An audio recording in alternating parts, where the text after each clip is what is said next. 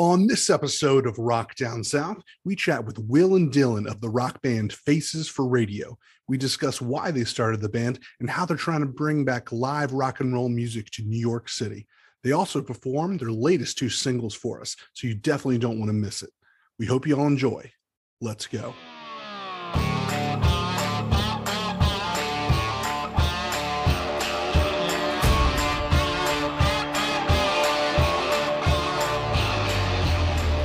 Welcome to another episode of Rock Down South, a show where my friends and I chat with musical artists and ask them the questions we want to know about. On this episode, we sit down and talk with Dillon Denehy and Will Kline of the rock band Faces for Radio. And this band is super cool. They're based out of New York City and have a really fun sound that reminds me a little bit of 90s pop rock. I think you guys are going to like this episode. Plus, they play a couple of live songs for us as well. So without further ado, here's the interview. What's up, boys? How are you guys doing today? Mark, thanks so much for having us on here. Yeah, we're excited to be here, Mark. Awesome. Let's give some quick introductions. I want to make sure the audience knows who we're talking to today. Sure, I'll go first. My name's Dillon. I'm the drummer for Faces for Radio. I also second as the manager. And I'm Will. I'm the lead vocalist and rhythm guitarist, keyboard player, or whatever else we need to do. Well, awesome. So glad you guys could jump on the podcast today. Really excited to interview you guys. And let's just get right into things, if you don't mind. You guys are out of New York, right? We are. That is correct. Yep. Are you guys in New York City? Are you guys playing around New York City? What does that kind of look like for you guys? I know maybe a couple of you guys are from New Jersey and whatnot. I'll let Dillon answer this because he's been booking most of our gigs. It kind of depends who you ask right now, but we're from all over. Both Will and I are both originally from New Jersey, but all of the band currently lives in New York. Very cool. And we've been performing around New York City for a couple of years now. There's several venues around Manhattan that we've become pretty much regulars at. And, in addition to that, there are several venues along the Jersey Shore and out on Long Island that we're willing to drive to just because they offer something that you kind of can't get in New York, which is more of a real, spaced out live music venue.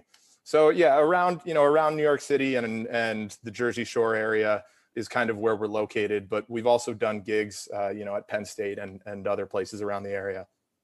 So are you guys like the go-to party band for people to want to contact in the New York City area? I'm sure there's probably some others, but people should know that you might be that band to contact if you want to have a good time, right? Absolutely. We play everything from bar gigs to weddings to parties, essentially any time that you want to have a good time. We bring a lot to our live performances and we work hard to make sure that they're everything that they need to be and that they fit whichever venue we'll be performing for. So absolutely. Now, I know New York is a pretty diverse place. They got a lot of stuff going on, but is there a lot of bands that are doing what you guys do, bringing the party, bringing the rock and roll music? A lot of people doing that around what you're seeing, or are you guys bringing something kind of special? So that's a really good question. So a lot of what's going around New York is obviously a lot of DJs and EDM clubs, especially with, less live music venues. You have live music bands playing. So a lot of New York bands are finding themselves going out to New Jersey and the Hamptons. So for us, we're really honing in on where we could really thrive, and that's in Manhattan at some places that are still left. For us, we're probably one of the few live bands that play in the Manhattan area, but ultimately it's a very saturated market for the few venues that still exist that have live music, if that makes sense. And Mark, the interesting thing about the current dynamic in a place like New York is that part of the satisfying part of putting on these live shows is that everybody who comes in is seeing something that they don't normally see on their normal night out. Dillon mentioned that there are, the normal scene when you go out is that there's a DJ in the corner and there's no real live component to it. There's nothing really at stake. There's not really a band to pay attention to. And we've noticed that for our live shows, the audience really responds and engages, and they seem gratified and happy in a way that you kind of never really see at other venues, especially in the middle of Manhattan. Well, that's super cool. Glad you guys are bringing the party to Manhattan. They definitely need more venues like that and bringing more bands in like you guys. So speaking of the band, tell me a little bit about how the band came together. So the Faces for Radio started in 2015 at Georgetown University in Washington, D.C. I was a sophomore, and I had just transferred from the University of Richmond. I've been in a band ever since I was in third grade. My first paid gig was when I was in fourth grade. And when I got to Georgetown, that was my first time where I didn't have a band. And there was this part of me that was just so sad, like not having music in my life. Georgetown's not a very art-oriented music school, if you will. So I went to every single open mic that I could and just kind of scout out musicians to ultimately form a band. The first iteration of Faces for Radio was me and two other guitarists. It was almost like a jam band, but it kind of met that fix for making a band, and we started jamming. That led to more members being added over the years. Someone would graduate, someone else would come in. It was almost like a revolving door. But we started playing at backyard parties, and that became a huge novelty at Georgetown, mainly because it's a bar school. People don't really do live music, and once we started bringing that there, people started really appreciating it. We were being requested at all different parties, at all these different clubs. So for me, that was something that I wanted to continue once I graduated and came to New York. Same thing happened again when I got to New York as when I got to Georgetown, as I found myself for a couple months without a band, and I found myself almost lost.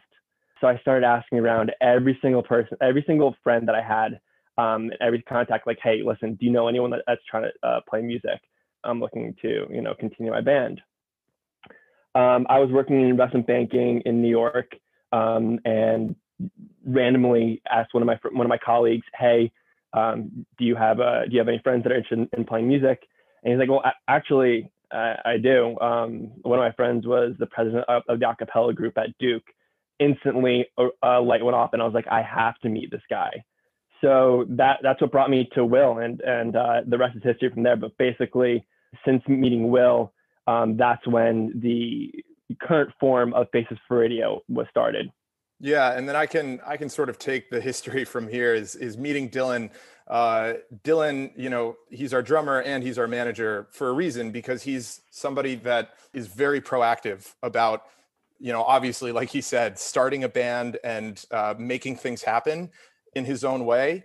And he kind of, our first meeting, he kind of said to me, he's like, hey, the live cover scene in New York is something where if we're going to be a part of this, we're going to have to grind, and we're going to have to get our feet on the ground, and we're going to have to do the gritty, hard work to really build this band up to be what we can be and what we know we can be. So what we actually did was, that was a meeting, I think in December or January. And he said, listen, I have a couple contacts. I have a way in for this one bar in the West Village. And that bar was called The Bitter End. And Dillon contacted them and essentially sold us as a ready to go band who was fully fleshed out. Yeah, I sold the band that I had in college, but it wasn't formed anymore. The members weren't around anymore. One was in California. Like, it was just me. And I, sold a product that wasn't there yet. And yeah, and Dillon kind of reached out saying like, hey, do you guys have any gigs available for, thinking maybe in the summer, so we might have 6 months to prepare. And they wrote back, it's like, hey guys, we actually have a spot in mid-March, a 3-hour primetime slot on a Saturday. Are you guys good to go? And we get this email and we kind of look at each other and we say, yeah, man, let's do it. We didn't have a band. We didn't have a set. We didn't have anything. And we were 2 months out from this gig. So what we did was we immediately kicked it into gear. We went on Facebook. We went on every other site imaginable to sort of open tryouts and start this band somehow. I had my brother who was able to play bass for us for a while. And we had a lot of just networks of friends that we reached out to try to start this band. And we then started the sort of revolving door that became Faces for Radio, where some pieces came and they were incredible and they were, they are still a part of this band. And some pieces kind of came and then left after a couple gigs, but we ended up playing that show. We sort of built the runway as the airplane was taken off. And that's kind of what was required to make it as a band in New York. Is we had to learn essentially 40, 50 songs for this 3-hour set in the span of 2 months, and we had to be tight as a band, and we knew that. So we were kind of committed to it from the get-go, and the whole game was just finding people around us who were down to be as committed as we were, because we knew that it could happen if we made it happen. That is super, super cool story, guys. I really like that story. You guys did a little bit of the fake it till you make it in a certain instance, but you also put in the hard work. I mean, there's no doubt that you guys put in the hard work, and it sounds like you might have done a little fake it till you make it, but you also knew that you could put the hard work in to make sure that you had a finished product for these venues that would hopefully hire you back again. Yeah, exactly. And we knew that it was high stakes as well. We knew that if we did this show and we bombed, we would never get another gig, because, it's kind of a community of bookers in New York, especially with the current scene being what it is, and that there aren't that many live venues left in New York.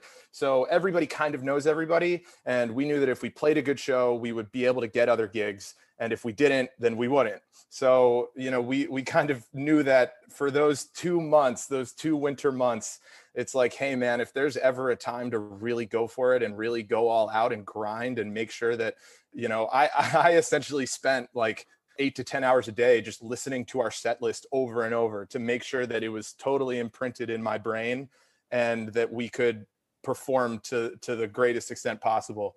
There were some songs that, I needed to remember the lyrics to, like Semi-Charmed Life by Third Eye Blind. I think I had that as my alarm clock ringtone for a while so that I would wake up to it. And because I knew that that was the only way that I was going to remember the lyrics, is if, when I was tired, I could sort of do it in my sleep, essentially.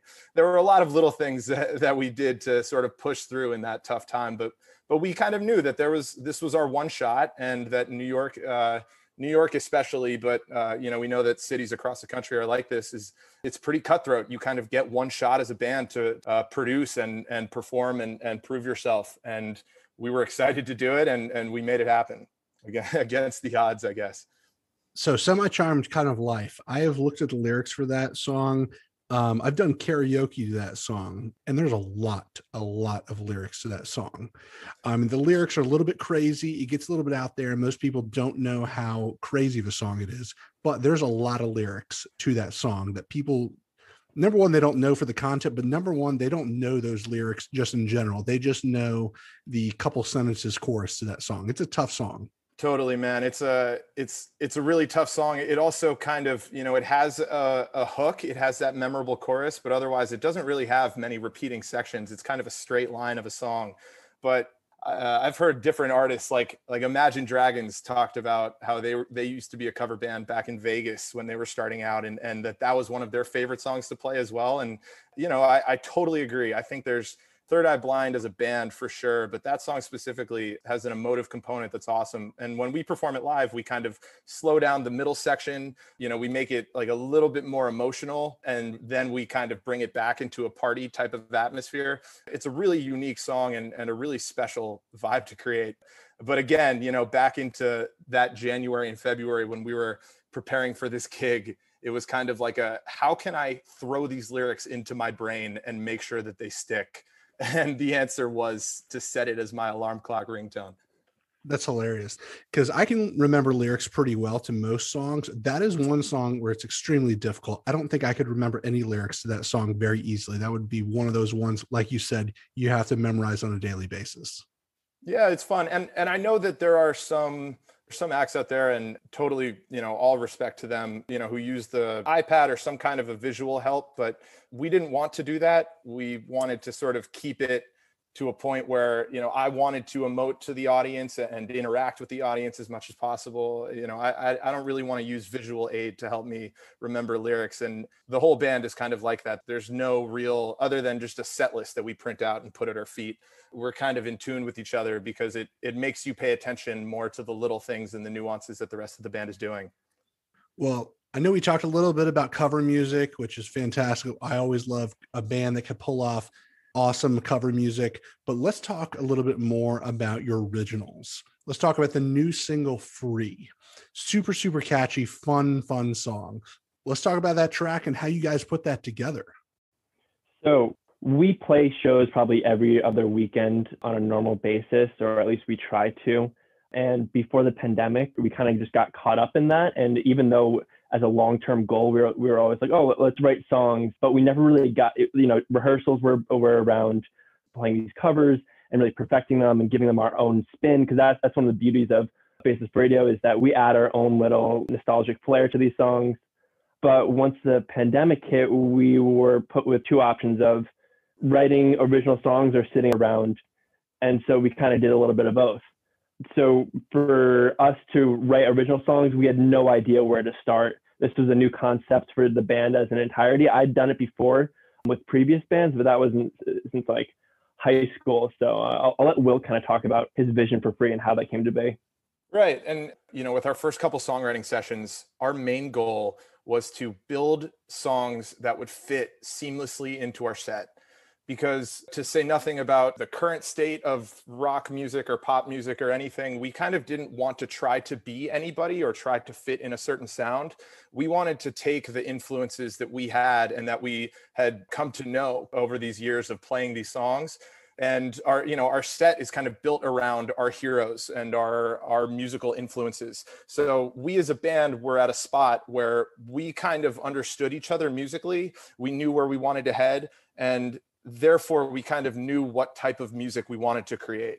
So the sort of vibe that we started to experiment with was starting with some kind of a guitar riff, and having our guitarist, Chris Livingston, he's super talented, and just sort of like cycling through riffs that he has thought out or that he has created before. And when we would hit one that sort of struck us in a different way, we'd be like, yes, let's do that. And that was what happened with Free. We sort of cycled through a couple riffs. We heard the one that became the song Free, and we said, yep, that's it. Let's go. We're writing the song. And it kind of built itself around that. We knew that we wanted to keep the tempo up. We knew that we wanted to play it at our live shows and have it fit into our set and keep the energy and keep the spirits involved. And, we also knew that we wanted to make it our own and that we're experimenting with our own sound. So that's kind of the story of how it came to be. Figured out the lyrics and then got it recorded. And with this one other song that's called Never Going Back, that song, it has a little bit more of a country feel. It has a little bit more of a driven atmosphere and more of a breakdown that can sort of engage the crowd a little bit more. And we felt that with these first two songs, it was kind of the perfect launching point for the sound that we wanted to create and the sort of vibe that we wanted to encompass, which, again, is first and foremost involves our live shows and making sure that our fans will be engaged with the type of music that we're creating. That's a fantastic answer, guys, because I really enjoyed that track Free. And I could definitely see you guys playing that in between maybe some Charmed Kind of Life and maybe some Hootie and the Blowfish, and it fitting right in there with a really, really good hook, a lot of energy. And I think people probably would really enjoy to hear that song live. It's a fun song. And in regards to Never Going Back, I heard that one too. And I really like that one as well. And looking at both of those kind of side by side, I think Free is very, very, very good. I think that's going to fit in great live. Never Going Back, I thought that was actually a step up in, I don't know what it was, production quality. It was different, but I think I maybe like Never Going Back just a slightly bit more, to tell you the truth. I love to hear that, man. Everybody we ask, we kind of, it'll sort of tell us a little bit about who you are and what you like musically. There's Free is a little bit more punk and Never Going Back is a little bit more country. And, we don't necessarily, we're not going for any specific type of genre or vibe when it comes to our original music. We're kind of just we're writing and seeing what our sounds and our influences take us toward. But we love to kind of ask, like, hey man, which one's your favorite? And it's kind of been split down the middle, to be honest. We love that you love Never Going Back, and we appreciate that you like both of them. Yeah, absolutely. All right, now we have the pleasure of hearing the guys play a couple of live songs for us. This first song is called Free.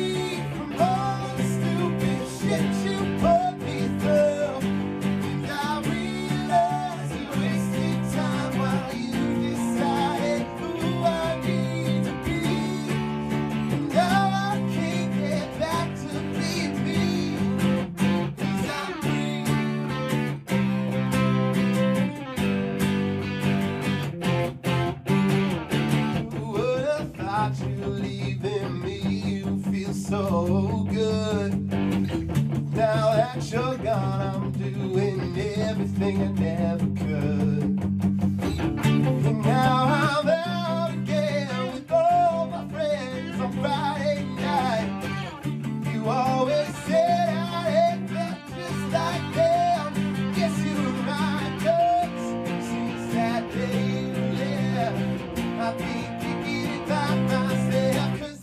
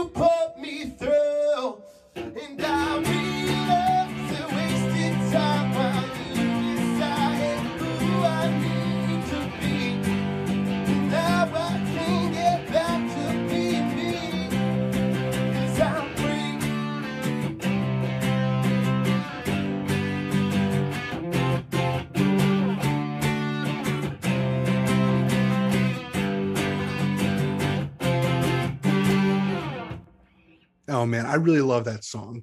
This second song is their latest single called Never Going Back.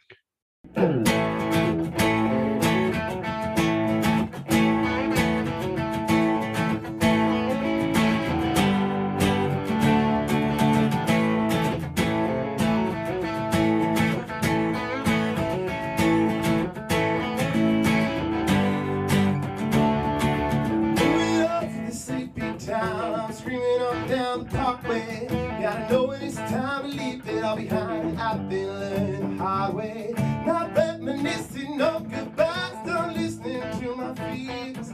The life I gotta live is somewhere out there, truly there ain't here. Everyone around me says everybody settles down someday. So I turn that car around and I say, hey, I'm far away gone and I'm never going back again. I'm never going back again. Yeah, I say, hey, I've been doing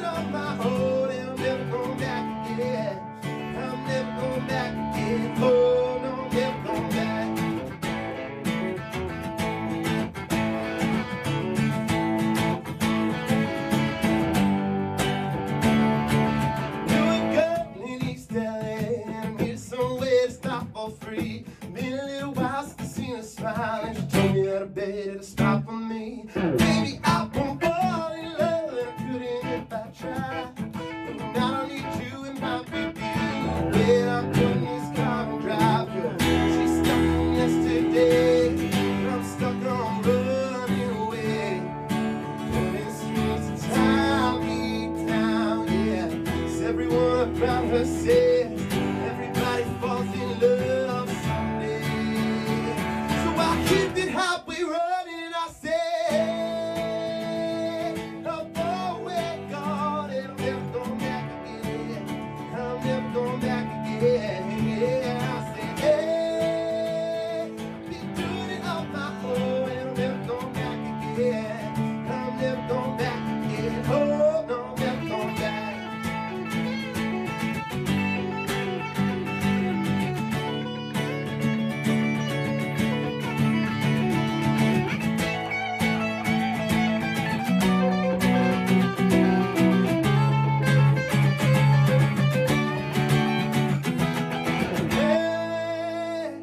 I'm far away gone and I'm never going back again.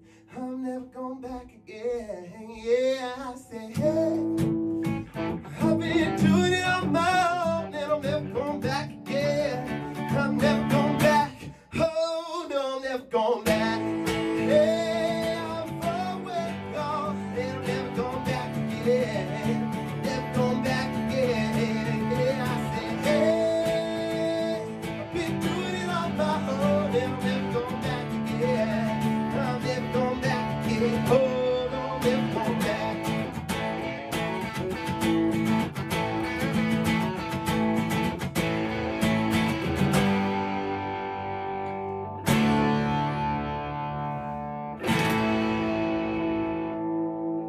Oh man, I hope you guys enjoyed those tunes. I absolutely love hearing Will's voice singing those live. Now, let's get back to the interview. All right. So these next three questions are what we close with and ask everyone. So first question, what would you tell your 21-year-old self? I would tell my 21-year-old self to start writing songs now.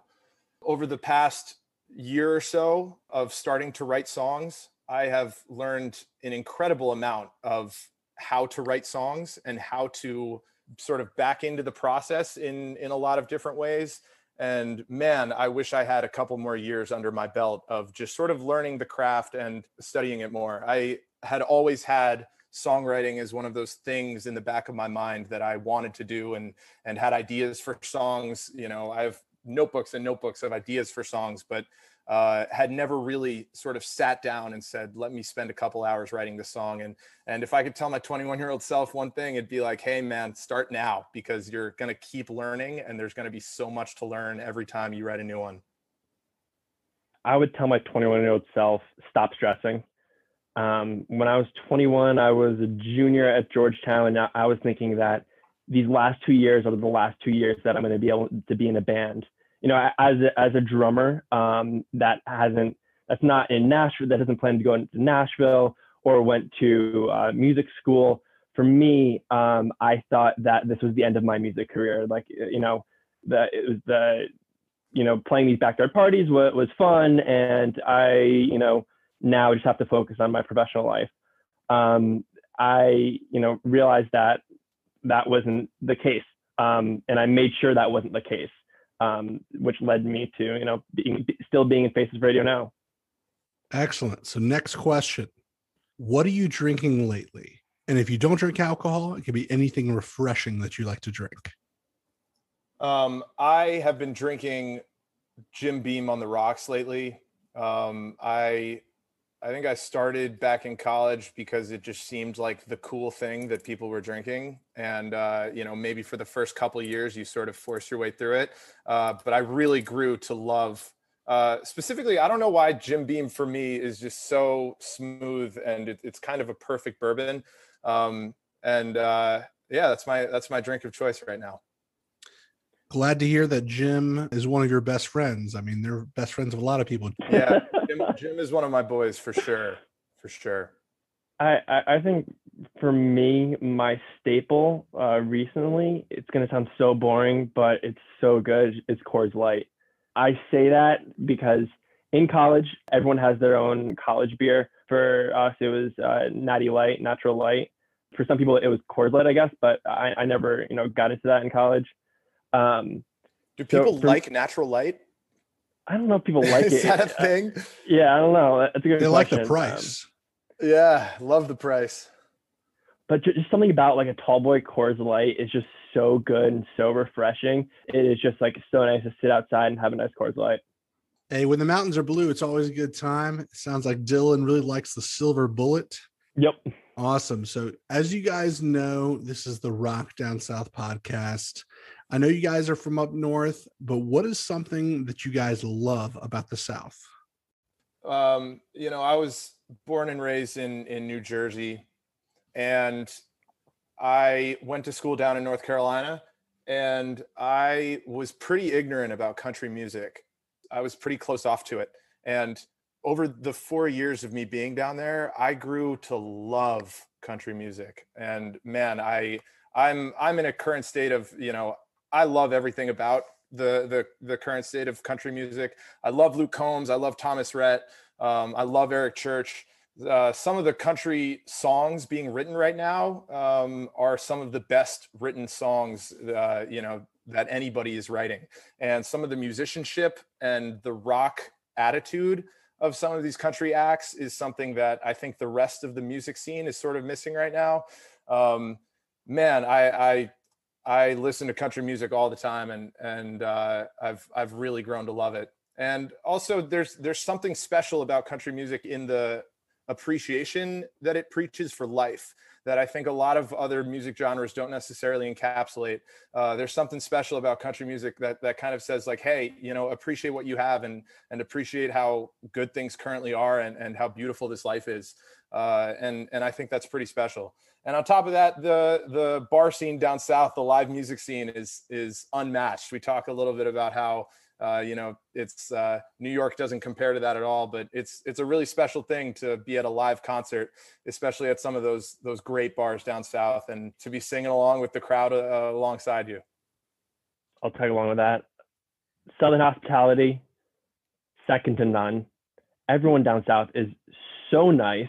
It is such a refreshing feeling when you're down south, especially coming from New York. So I always appreciate that. But for me, it also is what Will said, the appreciation for live music. I think people up north can learn from the South and learn the appreciation for live music bars and live music venues. There are so many more live music bars down south, and it creates a completely different dynamic, and it is so fun. So for me, Southern hospitality and live music bars. Thank you so much, guys, for being a part of the podcast today. Where can people find and connect with you online? And what do you have in the works that people should know about? So first of all, please follow us on Instagram. That is our main source of reaching our fans. It is at Faces for Radio NYC. There's no number in there. It's just Faces FOR Radio NYC on Instagram. We are also on Spotify with our first song and our second song called Never Going Back.